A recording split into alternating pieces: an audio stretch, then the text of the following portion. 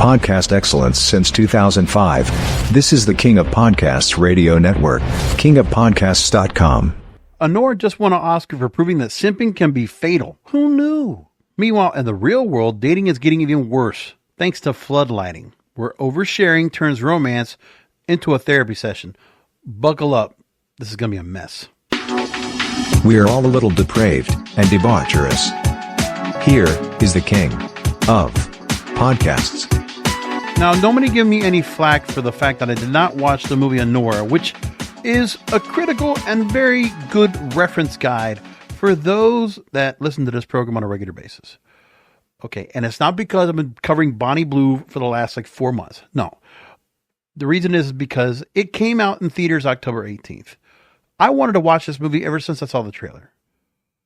But whatever reason, listen, when you're living in the suburbs like I do, and the movie theater's a little bit few and far between, to find the movie at a decent time that I want to watch it at, and find any place that will do an independent film. It used to be, I used to have one spot I go to where it was real easy for me to go and drive down there, and 30 minutes later, I watched the movie and it's had a good time, and I'm coming home. And usually all these independent films I would catch. But Anora was such a hard movie to find because they didn't have many showings in the first place when I tried to watch it. And then I tried to watch it again when it came out after the Oscar win to try to catch it again. No. The timing was just bad. Well, I finally watched it on streaming when it came up last night on Hulu. So now I can talk about it. And of course, I can't spoil anything because everybody has had a chance to watch it by now. So here we go. We're going to talk about Anora because it did win the Academy Award for Best Picture. Mikey Madison won for Best Actress. The director, Sean Baker, won for Best Director. It took care of business. So we need to go and talk about this story while we also talk about another story that is now trending as we speak. It all ties itself together. So this really does work out for me. And I'm glad we get this put all together. So now into the story itself. If you didn't know the movie Anora, it's about the chaotic relationship between what I would be typically calling a depraved and debaucherous stripper-turned-escort and the gullible son of a powerful mob boss.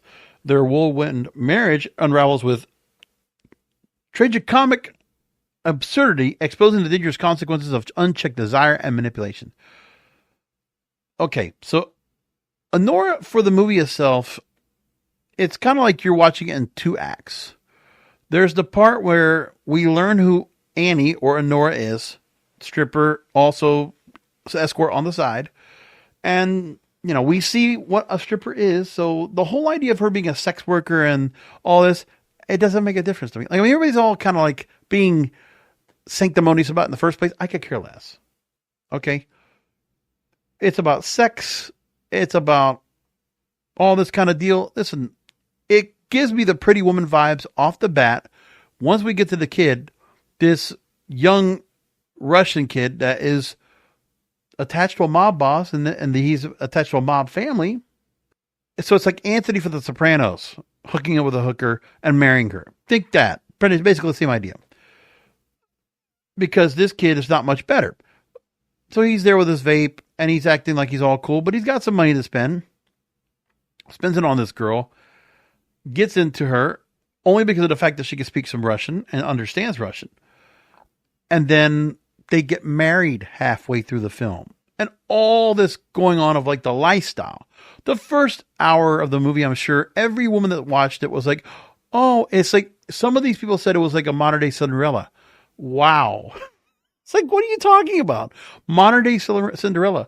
This is the delusion we have out there. Women, do you think this is like the dream come true? Because in some case, the women that are probably watching this movie and think of the idea that, oh, well, I want this to happen to me. They're thinking about the fact that, well, they want a guy to do this for them. Right? Oh, spend a week with me and I'll give you $15,000. I'm sure a lot of you women out there might just take up on the offer if you like the guy. And so that's what she did. The movie goes long. They're partying. She's got a bunch of friends and it's like spring break for her. She's just out there, all young kids. This kid is younger than her, according to what they say. But then the truth comes out. As soon as he's been banging upstairs in the bedroom of what is apparently his father's house in New Jersey or whatever, or New York, then here comes the Stooges with somebody that's supposed to be keeping an eye. It's almost like not a chauffeur, chaperone. There we go. Yeah, this guy is like basically the chaperone of the mob boss to keep an eye on the son. And the son, while he's been away, decides to go to Vegas and get married.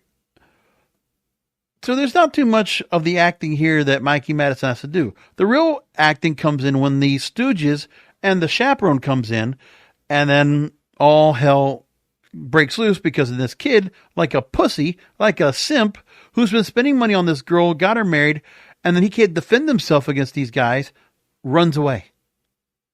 With no real explanation whatsoever, but he just runs away, like a puss. And this girl is subjected to being held back because he need to go and get this kid back so they can annul the marriage. And there's a lot of things going on with that to try to get this whole thing cleared up. That's the rest of the story. I won't leave it anything else. There's a lot that goes on to it. And that's really where Mikey Madison's acting really comes in. Because it's like amazing where she goes with that.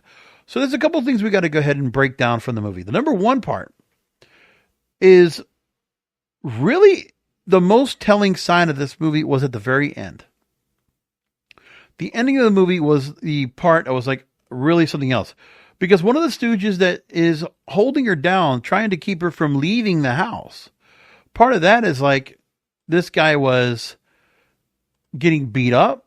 I mean, there was this whole part of like the guy got hit in the face, was being scratched around, and just pummeled by this girl who was fighting back the whole time. And she's got the Jersey accent, and she's coming off cursing like a sailor, and everything going on. And then something about where they go to the last scene of Anora, where after everything is done, okay, they end up getting divorced. The kid is a schmuck because all he wanted to do was enjoy some time doing something crazy before he has to go back to Russia to the family, because he was going to go back anyway. And then we get the part where she's spending time with this other young Russian kid. Like, not young, but he's a little bit older than her. But there's a bit of a romantic tension between them. But the whole time, she's being a complete piece of just being a bitch to this guy. And I'm just thinking like that. I mean, I get it. After everything she's gone through, yeah, she's really just not happy with this guy at all. But the guy has done a lot of things where he's there to protect her, make sure to watch over her while she waits to get her money that's agreed upon for her to go ahead and break up the marriage after the money she already made. Like, so the whole thing out of it, she makes $25,000. Pretty good payday. But then there's something about that the marriage, something about her that she took out of this that really upset her.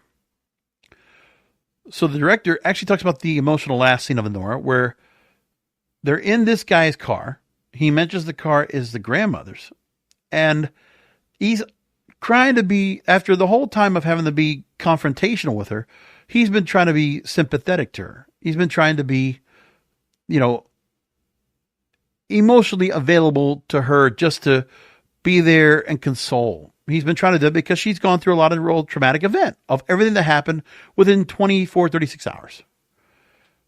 So now she's going to get dropped off. Her luggage and everything that she had, because she had moved in with a guy basically for a week. She was going to get dropped off at her apartment, and she's about to go. But there was a ring that the kid had bought, which the chaperone had taken from her.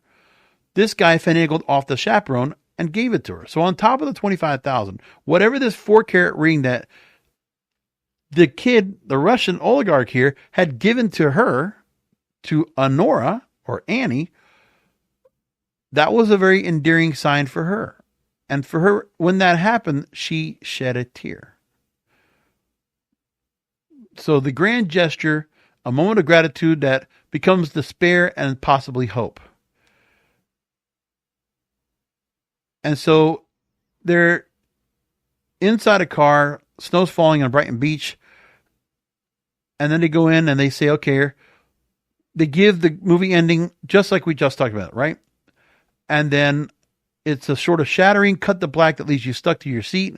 Emotional send-off to what would be heretofore a deceptively screwball comedy about a sex worker and exotic dancer.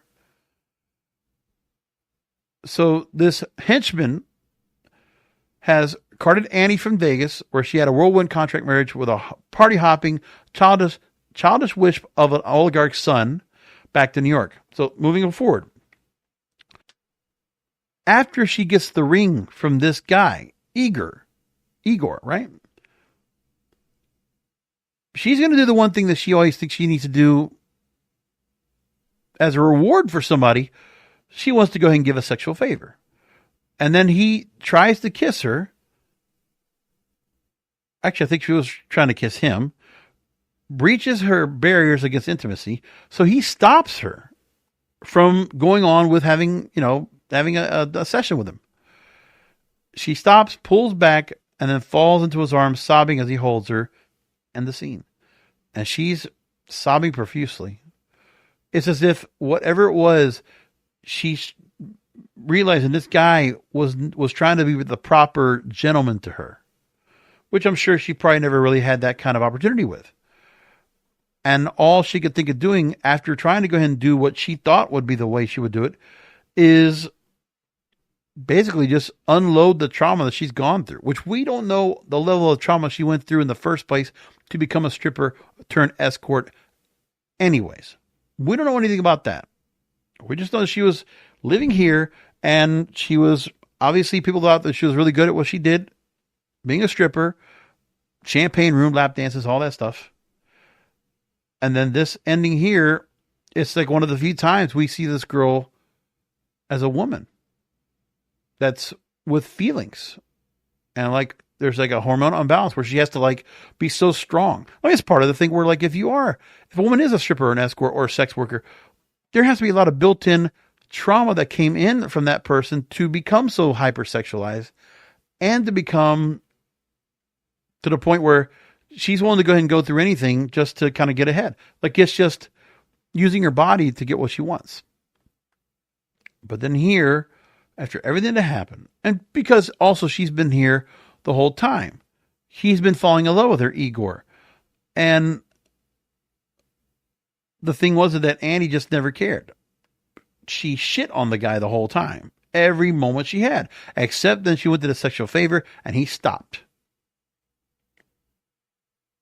And for me, I think Igor was the most redeeming person in the whole movie. Now, she's going to say that what he did to her was violating her, but he was following the orders that he had from the chaperone and then the mob boss, right? But I mean, the thing was, overall,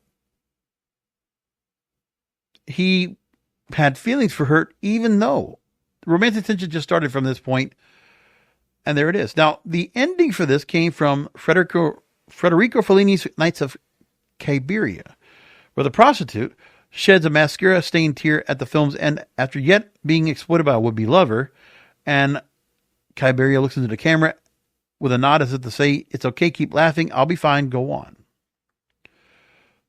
So in the film, we don't see Annie's face in the final shot, leaving her future more ambiguous and for audiences to potentially hope for a romance between Annie and Igor after the credits. But Baker says that at least we know that Annie will be fine. He says, quote, "I always have a beginning, middle, and end worked out before I start writing. That was a sequence we pretty much had figured out in our heads, and went back and reread, and we went to the final drafter's script. We knew that the snow was going to slowly build and literally keep them basically in a snowy cave by the end of the scene.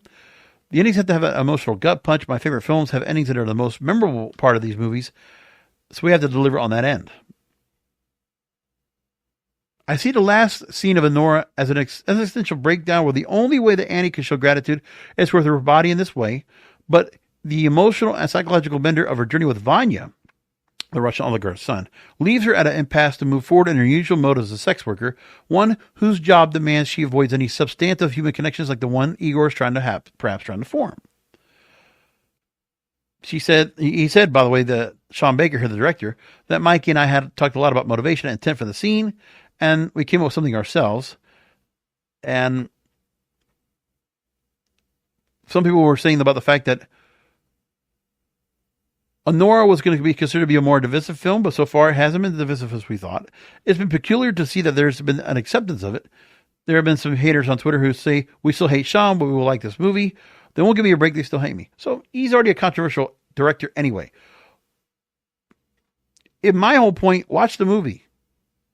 It's not a bad movie at all. I think it did very well for what they decided to go and do. I liked it. And it's one of those things where also he's done this kind of work as well. Because he's always had films that have been driven by an empathetic portrait of sex work. He had the movie Tangerine, The Prince of Broadway. He also had a movie which was the toxic character study Red Rocket.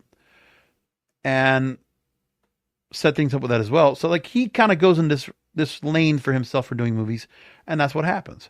But, I mean, regardless of some of the criticism you might say, the movie was good. I don't care about it trying to be glorifying or exploiting sex workers. I don't care about that shit. It's whatever. Because there have been people who talked about it. Bill Maher made a big deal about it this week. And he went on his show, talking about in his New Rules segment on Real Time, saying that, you know, whores are having a moment after Anora. And that he says, wow, 3 weeks ago it was a bunch of hoes and now it's a community. Wow, 3 weeks ago it was a bunch of hoes and now it's a community.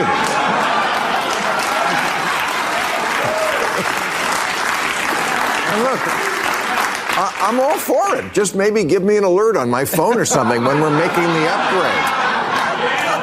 Because it's kind of funny how it's only been a few weeks and I already know people who, if you use the word prostitute, they will glare at you like you forgot a reusable bag at Whole Foods.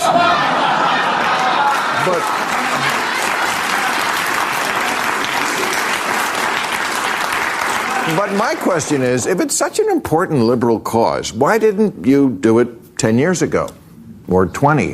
Or in 1975? Maybe I should be copying an attitude with you.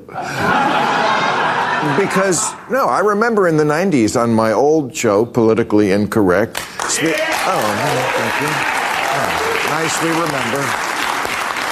No, I remember speaking in support of the idea that prostitution should be legalized, and it was considered very politically incorrect. It was certainly not the liberal point of view back then. It was the libertarian point of view. But, you know, in America, if you don't like the position of any particular political faction, just wait, they'll switch it up. A few years... Anyway, there's more to that, but we're just going to leave it there. And let's lead into our second part of this conversation. And that is floodlighting. Because one of the things that happened was, for this kid to have the time that he had with this girl, with Annie, is that he wanted to go ahead and kind of talk about himself and be a simp. Like, why are you going to go and subject yourself into not just having, if you're going to live that lifestyle, like, why are you going to go ahead and, like, you're young. Why are you going to get married for? And what is it about this girl that made you feel like you want to go ahead and just get yourself married? Like, what was that all about? But he got attached to her. And he kind of opened up about himself. So now we have a new phrase out there for dating in 2025. And it's a toxic trend that fans of American reality show Love is Blind called out a contestant for what was called a textbook example of floodlighting. So there was a contestant that was accused of floodlighting one of his suitors and treating every date like it was a therapy session. Now, here's what the definition is. So this is not to be confused with trauma dumping or sharing traumatic experiences in a way that might be overwhelming for the listener. Floodlighting involves divulging lots of sensitive details about their lives very early in a relationship in a bid to speed up intimacy. I will raise my hand and say I am guilty of that. I know it. I'm guilty of it. So I can speak on this subject. But, I mean, if you listen to any of my programs, you'll probably say, you know what? Yeah. King of Podcasts here. Yeah, you've done it. Okay? You've done it. Don't make yourself all high and mighty. You've done it before, and you're right. You're absolutely right. So now floodlighting and dating is about using vulnerability as a high-intensity spotlight. This is what the co-founder of dating app So Synced, Jessica Alderson, talked to Glamour UK. It involves sharing a lot of personal details at once to test the water, speed up intimacy, or see if the other can handle these parts of you. Now, the floodlighting term is credited to American academic and podcaster Brené Brown, quoting in her book, The Power of Vulnerability, Teachings of Authenticity, Connections, and Courage. And there was this discussion talked about in a TikTok video shared last March, where it was presented as somebody who was very open and very vulnerable. According to Jessica, some common signs of floodlighting in relationships include sharing too much information quickly and an unbalanced exchange of personal details and trauma. That creates an uneven balance with one person carrying most of the emotional baggage.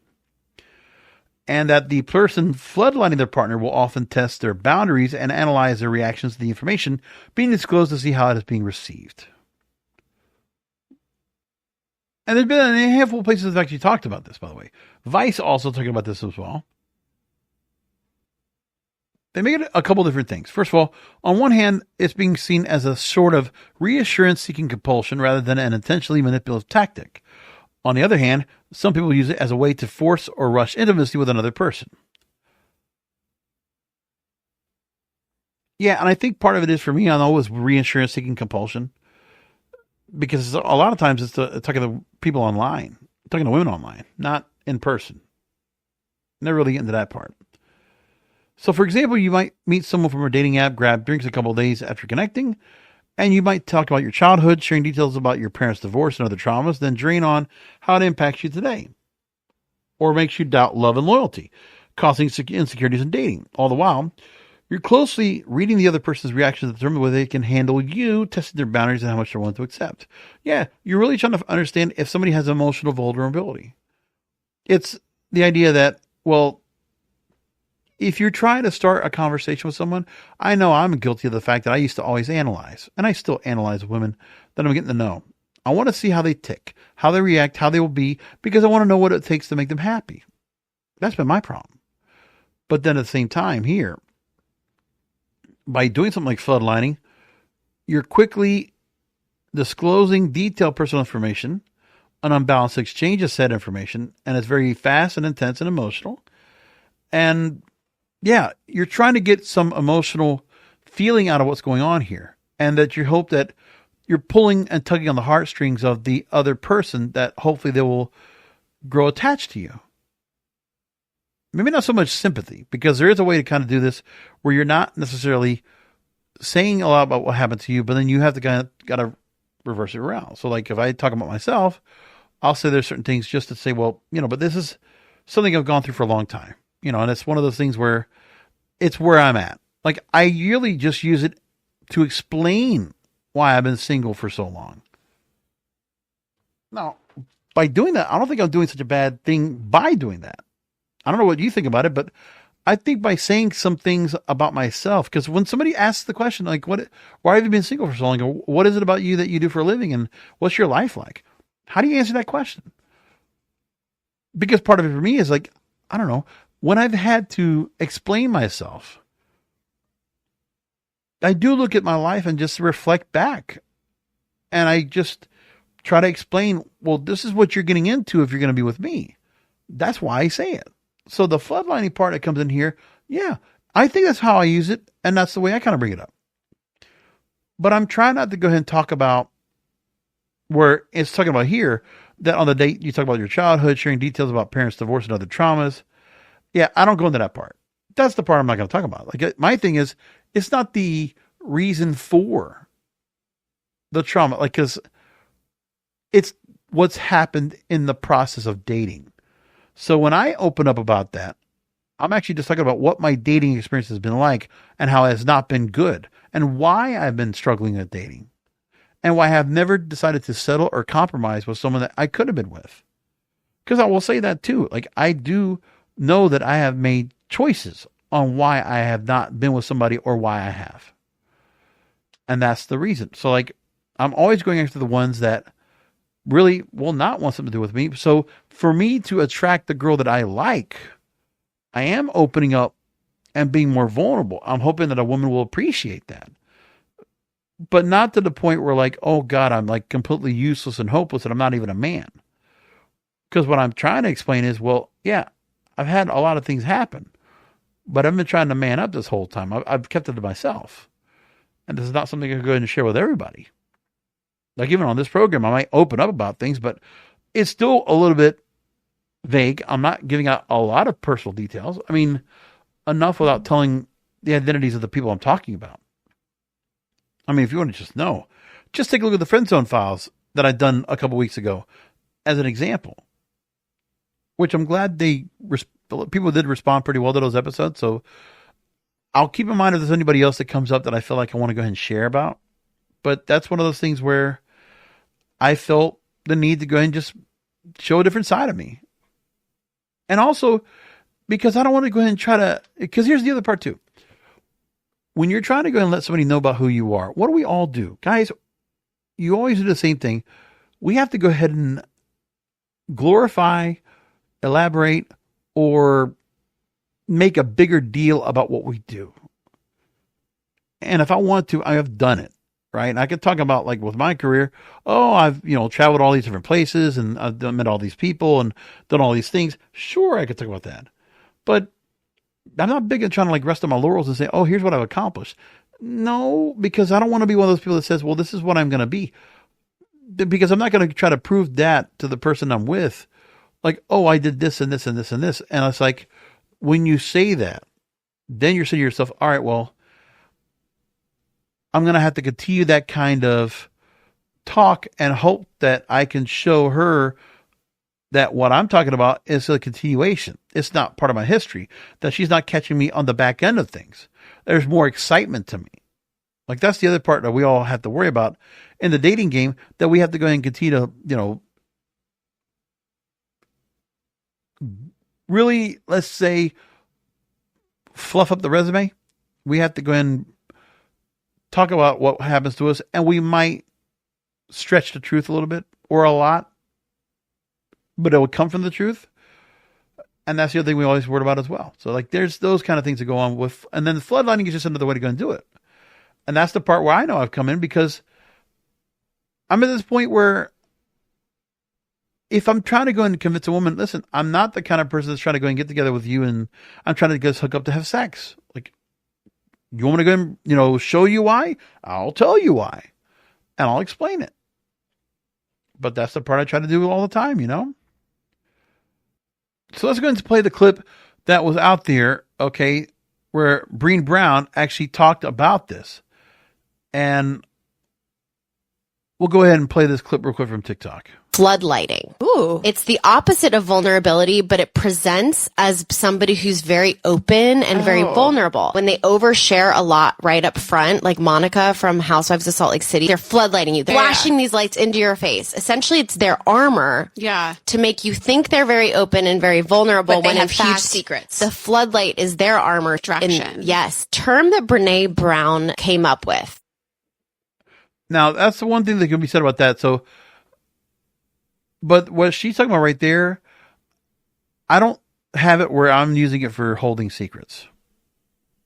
I really don't think it's like that. So another way that floodlighting is being defined is being said by the New York Post, a stunt often used by tricksters hoping to reel in a potential partner by divulging their personal information to gain empathy and then establish a false or premature sense of trust.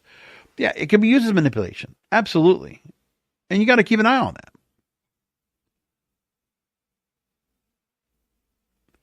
But that's just some of the many hoaxes and hacks they also talk about here as well.